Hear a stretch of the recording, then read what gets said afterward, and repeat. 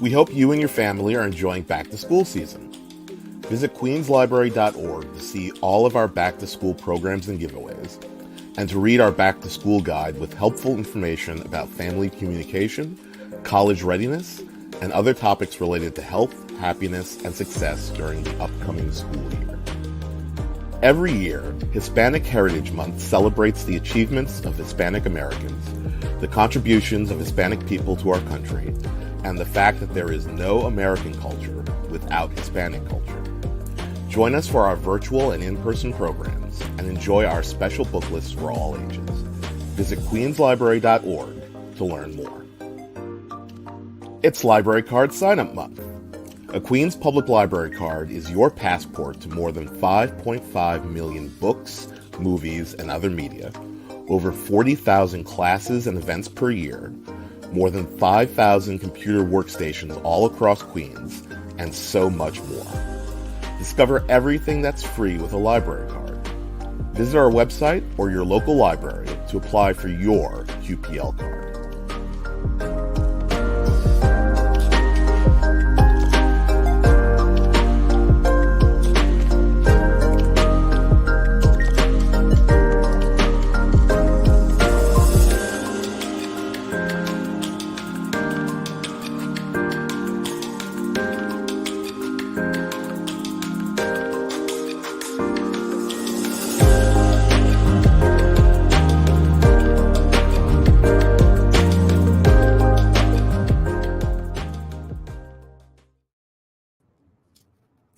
Thank you all. We're here this evening to talk about what's new in voting this election season, something the League of Women Voters has been doing for 103 years. We are the League of Women Voters of the City of New York, a volunteer, nonpartisan, pro-democracy, pro-empowerment organization whose mission is to inform and educate all New Yorkers to encourage civic engagement. We would love for you to join us. During this presentation, if you have any questions, please put them in the chat and we'll talk about them at the end of this evening's program. Voting is our right and our privilege. It's also our duty and our responsibility to keep up with all the changes to laws and rules that allow us to participate in our government. By voting, we have a voice in our government, and we help ensure that our democratic system of government is maintained. Our elected officials represent the voices of those who vote. Although it's every citizen's right, there are challenges that can deter registered voters from casting their ballots. In this program, we at the League of Women Voters of the City of New York hope to remove as many of these stumbling blocks as we can and demystify the voting process so New Yorkers feel competent and prepared to vote. Have your phone handy because I'm going to show you this evening how your phone is an opening to the power that you have as a voter and as a resident of your community. First of all, let's start by looking at your voting action plan. Your voting action plan is the first step to becoming an effective voter. This plan includes registering to vote and checking on your voting status, knowing the important dates that will tell you the deadlines for every step in the process, deciding how you will vote, whether absentee, early, or on traditional election day, and knowing your poll site locations, making your voting decisions as you decide who and what to support, planning how and when you're going to go to your poll site, and knowing the important websites that you need to become an effective voter. There are several new voting laws that affect our voting action plans. And let's take a look at these updates now, starting with what it takes to qualify to register to vote. There are two relatively new laws that impact a person's eligibility to vote. First of all, we can now pre-register 16 and 17-year-old citizens. They will automatically be on the books when they turn 18. Secondly, any citizen who has completed incarceration may now register to vote. The only people in New York State who are not eligible to vote are those who are presently incarcerated for felony offenses. Anyone detained or incarcerated for other reasons are eligible to vote. There are some new rules and innovations that make registration easier. Most exciting is the opportunity to register to vote online at vote.nyc, and you can do this right on your phone. All you have to do is go to vote.nyc, and if you have your phone in your hand right now, you could actually look at it right now, vote.nyc, and you will see that you can register to vote right there online. The form is simple, and the signature can actually be written with your finger right on your phone. The other exciting new rule is the 10-day voter registration rule. This means that a voter can register to vote 10 days before any election instead of the 25-day rule that was the law previous to this. The really exciting part of this is that this new law makes it so the first day of early voting is within the 10-day limit of voter registration. So a person for one day and one day only can register and vote on the same day, the first day of early voting. This vote will be cast using an affidavit ballot so the person's eligibility can be verified. A person can still register using the paper form or through the Department of Motor Vehicles website if they have a New York State driver's license or non-driver ID. Voter registration will also become permanent and automatic shortly. And this means that anyone who interacts with motor vehicles or any other state agency will be automatically registered to vote. It's not there yet, but we're hoping it'll be around shortly. A recent change in the law also allows people to self-identify by gender or omit the gender question on the registration form completely. As a reminder, when you are doing your voter registration form, party membership is selected when a person registers to vote.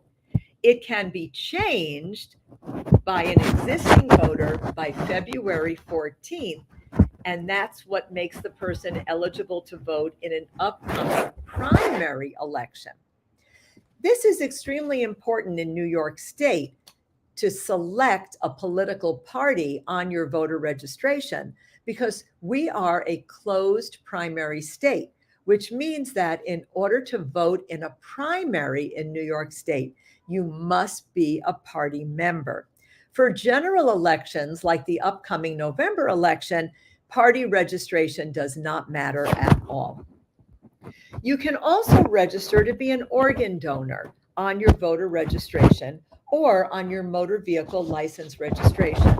This is another important way to help your community. Remember to verify your voter registration status at vote.nyc to be sure that you are registered at your correct address and in your correct name. If you have moved or changed your name, you must update your voter registration. And again, you can do this right on your phone now. Every election has important deadlines that are hard and fast.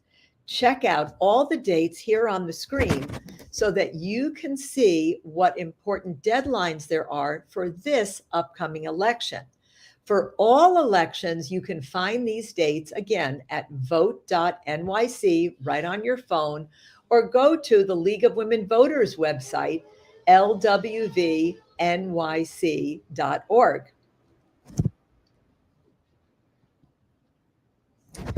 Deciding how you will vote in New York State offers you many, many choices. We have 3 ways that you can vote. You can vote by absentee, you can vote early, and you can vote on election day. Let's look closely at each of these methods now. First of all, many organizations, including the League of Women Voters, advocated for a constitutional amendment to make absentee voting no excuse. That would mean that people could vote absentee without giving a reason. Unfortunately, this failed on a proposal to voters in 2022. Therefore, in order to vote by absentee, you must have a reason. And any one of these qualifications would allow you to vote by absentee. You must be permanently disabled, and this will actually allow you to vote by absentee ballot permanently. Or you must be out of town on election day. You must have a temporary illness or disability, or you must be incarcerated for any reason other than a felony conviction, or you must be hospitalized. Or you could be in a situation where you are assisting somebody with any of these situations. Once you determine that you are qualified to vote absentee, you must complete an application for an absentee ballot no later than 15 days before the election. Or you could apply in person at the Board of Elections up until the day before the election. The application for an absentee ballot can be found again on your phone at vote.nyc, and just scroll down to where it says absentee balloting. When you complete the application, you can actually complete it if you have a disability. There's a special way that you can complete it on your computer or on your phone, or the form can be printed and mailed to the Board of Elections.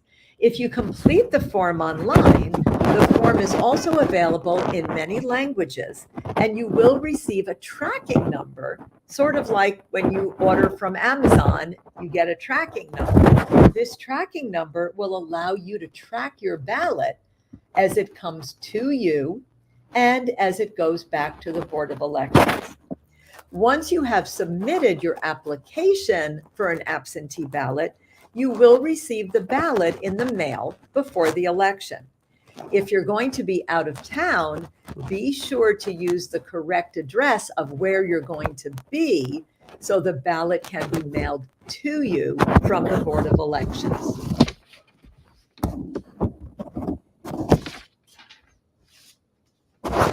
Be sure to sign and date the oath envelope before mailing it back. You could also drop an absentee ballot off at any poll site during early voting on election day. There's another new law that's important if you choose to vote by absentee. Once you have been issued an absentee ballot, you may not change your mind and vote in person instead. If you decide that you would rather vote in person, the only way to vote at a poll site will be with an affidavit ballot, and that will be counted when absentee ballots are counted. But this is a new law and something to keep in mind. The other way to vote in New York State is early voting. To vote early is relatively new as an option in New York. And there are 9 days of early voting for every election now, whether it's a primary, a special election, or a general election. You simply go to Poll Site Locator at vote.nyc. And again, you can do this right on your phone right now as we're talking. And you can check out where your early voting poll site is. Very often, it's going to be different than your traditional election day poll site, so pay close attention.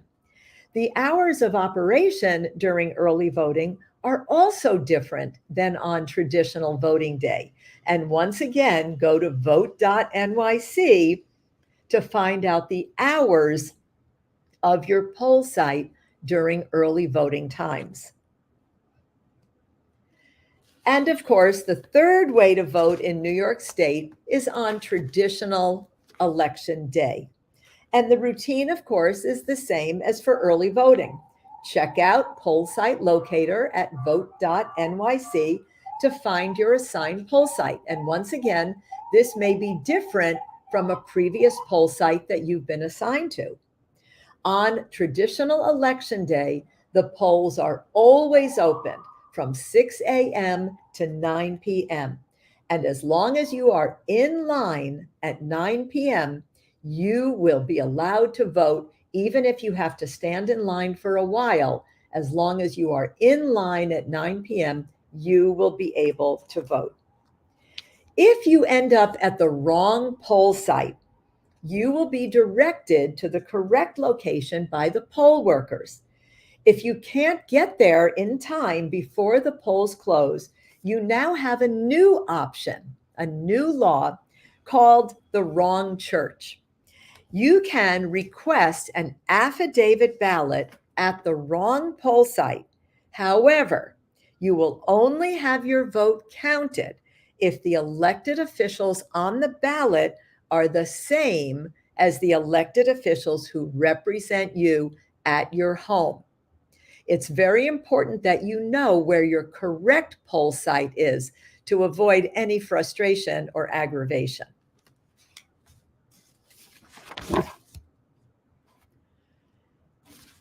Once you have decided how you're going to vote in terms of when you're going to vote, or if you're going to use an absentee ballot, the next important part of your voting action plan is to make your voting decisions. The sample ballot for your candidates for where you live can be found once again at vote.nyc. Remember, your ballot may be different from other people who you know because they may not live in your neighborhood, and therefore they will be represented by other elected officials. You are represented by where you live. You'll be able to decide who and what to vote for by also using the League's nonpartisan website, Vote 411. There you will find all the candidates' answers to questions that we pose to them about the important issues. Their answers are shown on Vote 411's platform in their own words so that you can take a look and make your voting decisions. You can also find information on the candidates' own websites. And this information, of course, is partisan. It supports just that candidate. Whereas the League of Women Voters Vote 411 is nonpartisan. We neither support a political party or a particular politician. Another important thing to remember in your voting action plan is what's going to happen when you actually show up at the poll site to vote. And there are many things we need to think about. If you decide to vote in person, try to remember to bring the voting card that will be mailed to you before the election. This voting card has a code on it that gives the poll worker all the information they need to get your correct ballot to you. There's even an option this year to put the QR code right on your phone. So once again, your phone becomes a very handy device. You could put the voting card in your wallet right on your phone. You don't have to have this voting card, but it certainly will make things go a bit faster. When you arrive at your poll site, you will be greeted by the information clerk who can help you if you don't have your voting card and don't know which table to go to. They will tell you that you are at the correct poll site, and they will tell you which table to go to. The table they send you to is determined by your election district and your assembly district. Again, this is your way to be represented from where you live. You can also find out your ED and AD, election district and assembly district, when you check your voting status once again at vote.nyc. The ballot you receive, remember, is specific to your district, and it will be different from other people's ballots since, once again, you are represented by where you live. When you vote early, your ballot will actually be printed out for you when you check in. Many people ask questions like, who can come with me to the poll site? Poll sites are special places. There is no photography and no pets allowed, but you may certainly bring your children so that they can see how all this works. And if you need assistance from an aide or a family member, that's allowed also. Sometimes people ask, well, what do I do if I'm not in the poll book? If your name does not pop up in the electronic poll book, make sure you gave the poll worker your correct legal name and that they understood your exact address. Be sure to once again check your voter information at vote.nyc. You might be at the wrong poll site. Sometimes your poll site is close to another poll site and you might have shown up at the wrong church or the wrong school, and maybe your poll site is across the street or down the block. If you are sure that this is your poll site because you've checked your status at vote.nyc, you can ask for an affidavit ballot. This works like an absentee ballot in that you vote and you place your ballot in a special oath envelope with all your information that will then be verified by the Board of Elections and be counted later. And it will count as long as you're eligible to vote. Sometimes people who vote for the first time are nervous about, what do I do when the poll worker hands me my ballot? It's very simple. You take the ballot and you go to a privacy booth and complete the ballot with the pen that the poll workers gave you. You will need to bubble in completely the oval for the candidates you choose. Do not use a check mark or an X. You have to color in the bubble completely. If you have difficulty reading the ballot or bubbling in neatly, you may request the BMD, the ballot marking device. This is a special voting machine that bubbles it in for you. You use a cursor or a touchpad or even a blow straw to mark your ballot. This machine is at every poll site and it's available for anyone to use upon request, and a poll worker will help you if you don't know how to use it. What if I make a mistake? Some people ask. If you make a mistake on your ballot, you may simply bring the ballot back to the poll worker at the table where you received it and request a new ballot. The poll worker will keep your bad ballot so it can be counted as void when they're counting the ballots at the end of the evening.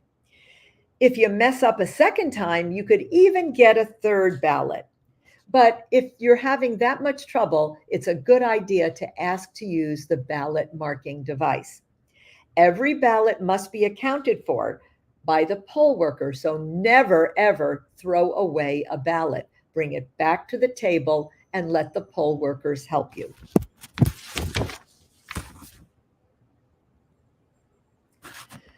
A lot of people have questions about ranked choice voting. We will not be using ranked choice voting in the November election because it is a general election, and ranked choice voting is only in New York City and only for primaries and special elections. So what is ranked choice voting? We've used it twice now in 2021 and 2023 for the primaries. It is only used in municipal elections here in New York City. No one else in New York State is using this yet. Many times in primary elections, there are so many candidates running for every position. And many of these candidates are highly qualified and could do a great job representing the interests of your community. Ranked choice voting allows you to rank up to 5 candidates that you feel could do the job well. You only rank those candidates you could live with, and you never rank candidates who you do not think would serve your community's interests well. We'll talk more about ranked choice voting before the primary season at the next election cycle.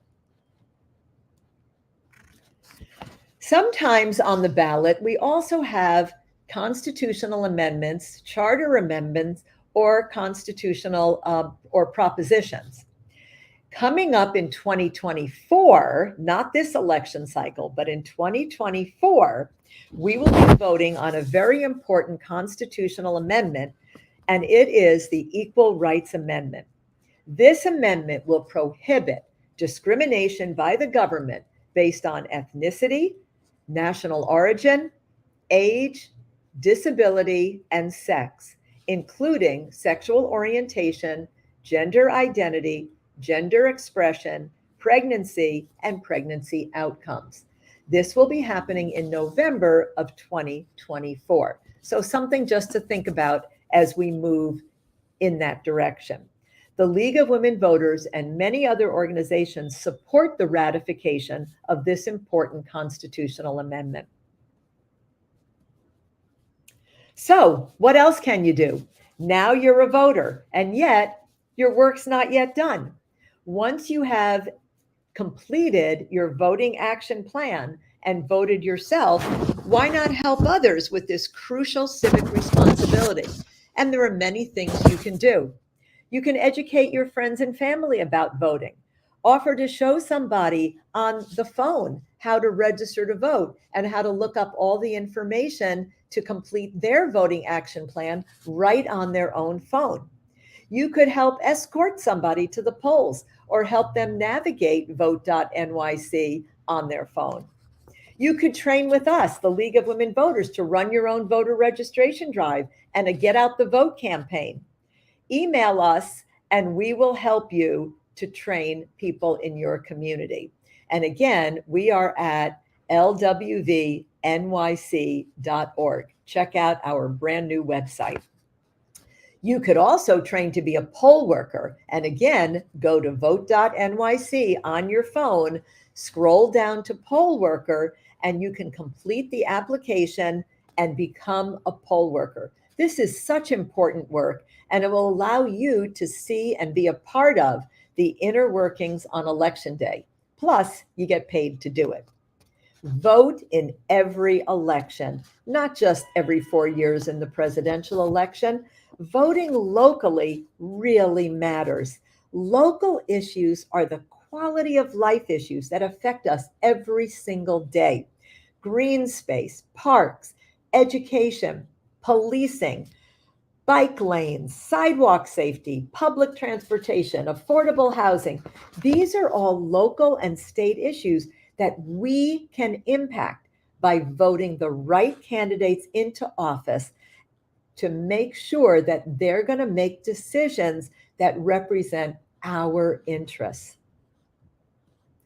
So, how do we do this? How do we impact our elected officials? What else can I do to make a difference besides voting?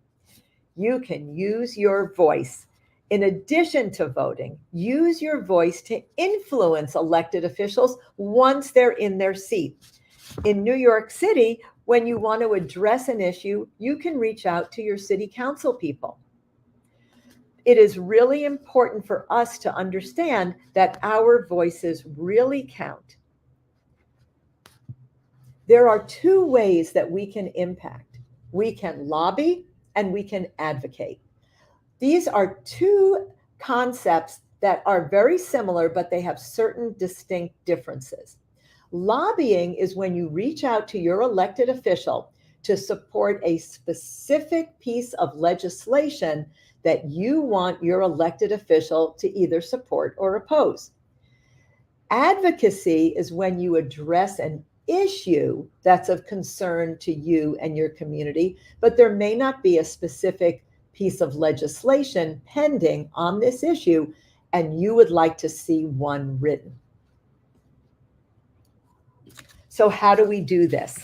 You can write letters, you can call, you can go onto social media and post, you can write op-ed pieces. All of these ways are effective ways to have your voice heard by elected officials. You can also reach out to them by going to council.nyc.gov. You see the email right here on your screen, and you can actually reach out to them, find out what legislation they're working on right now, and then contact them.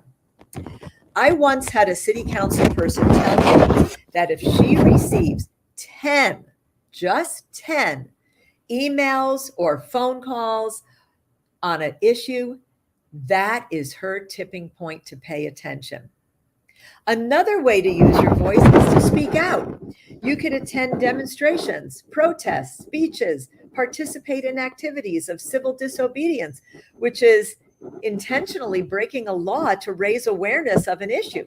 For example, during the civil rights movement, sitting at a lunch counter in a segregated restaurant ultimately worked to desegregate public places.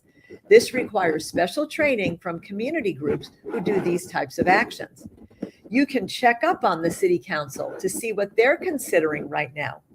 Go to, again, council.nyc.gov. You can do this right on your phone to check out what's being considered right now.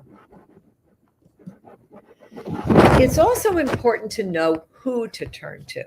To exercise our rights to express an opinion on an issue, it's really important to know which level of government is going to be able to handle this topic. How do we know who's responsible for which issue or concern that we may care about? If my concern is a national issue, like healthcare, foreign policy, or the internet, then I need to focus my energy on action directed at my federal level of elected officials, my congresspersons, senators, or the president. If my concerns are related to state issues like education, criminal justice, and election reform, for example, I need to seek out my state elected officials, my state assembly person, state senator, and the governor. But if my concerns are local, like libraries, police, traffic, urban development, green space, some aspects of education and housing and recreation, all of these quality of life issues, then I need to turn to my local elected officials, my city council person, borough president, the mayor, the public advocate, or the comptroller. Your voice can be heard much louder on these local issues since your city council person is your neighbor and must live in your district. You can find them by going to, as you see on the screen, mygovnyc.org. Do it on your phone right now, and it will show you all your elected officials at all three of these levels and all of their contact information. You can call them, you can email them, you can check out their social media.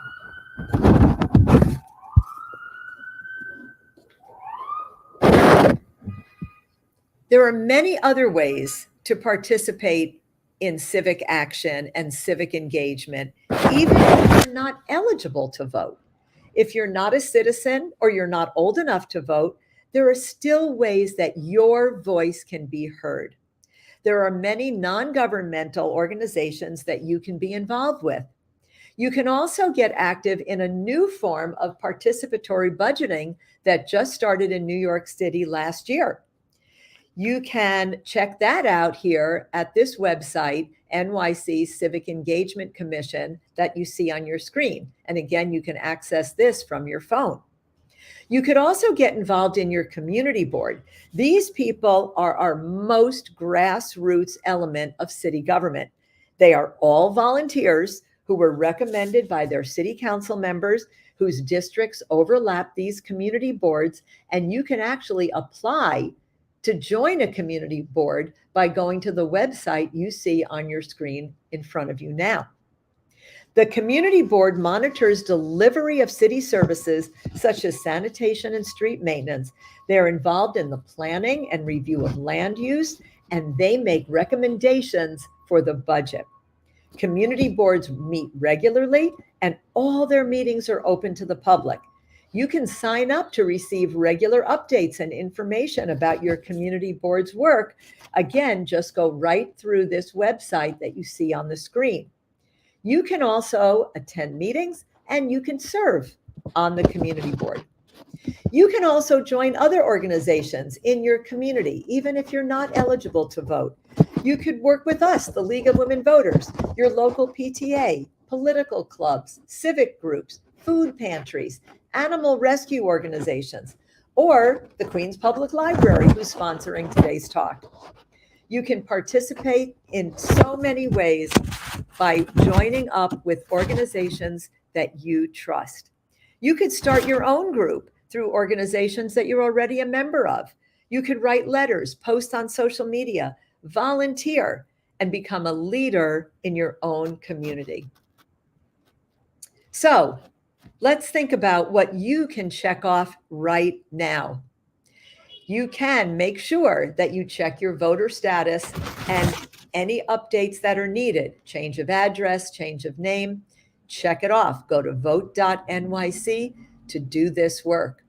Make sure you know the important dates and deadlines that we've discussed. Make sure you decide if you're going to vote by absentee if you're eligible, or if you're going to vote early or on traditional election day. Make sure you know where your poll site is. Make your voting decisions based on the issues and based on the information that you obtain from trustworthy sites like the League's Vote 411. Make sure you think about reaching out to your city council person and sharing your opinions on concerns that you have. Figure out how you can engage in your community. Think about becoming a poll worker so that you could be a part of this process. Stay up to date on all of these websites that we have shared together. And think about supporting the New York State Equal Rights Amendment next year. The League of Women Voters, we provide all of this information to New York City residents. To do this, we manage a telephone campaign information service to answer questions from voters during election season. We publish information that I've shared with you this evening. We host candidate debates and forums, and we provide speakers to share information with community groups, corporations, schools, and libraries like you.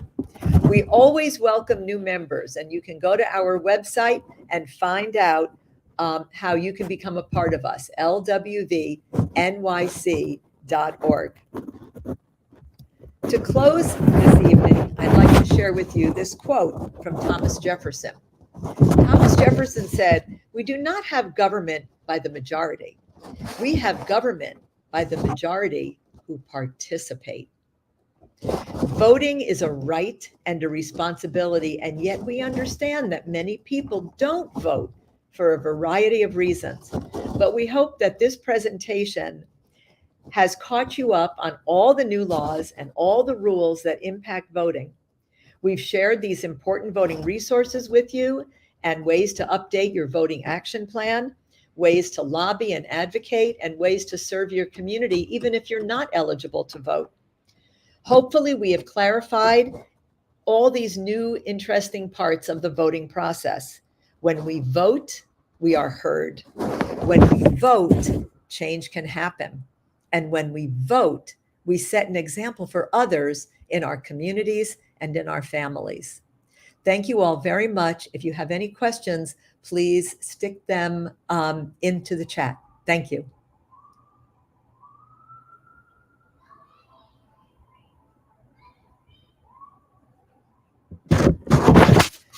The governor is going to be tomorrow signing new election law. We don't know what she's going to be signing yet. So stay tuned to find out what the governor signs into law to update elections in New York State.